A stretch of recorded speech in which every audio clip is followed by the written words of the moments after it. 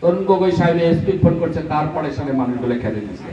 সেই সময়ের মধ্যে সিদ্দিক আহমেদের বাচ্চ যে সব কথা কান দিব না লাগে, বাড়ি পৌঁছা না পৌঁছা হলতে বাড়ি পৌঁছেছে না পৌঁছে নাই সেই অবস্থা সিদ্দিক আহমেদের মন্ত্রী গাড়ি দেন।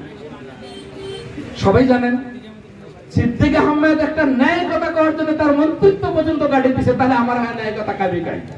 অথচ কংগ্রেসে আছি, তাহলে সেই কংগ্রেসের কি মিথ্যা কথা কয়া কি প্রচার করবেন? আজকে ধুবড়ি ফুলবাড়ি ব্রিজ আপনাদের যদি কই মই নাজিমউদ্দিন শেখে এই ধুবড়ি ফুলবাড়ি ব্রিজটা যোগাযোগ করে আনছেন, আপনারা বিশ্বাস করবেন?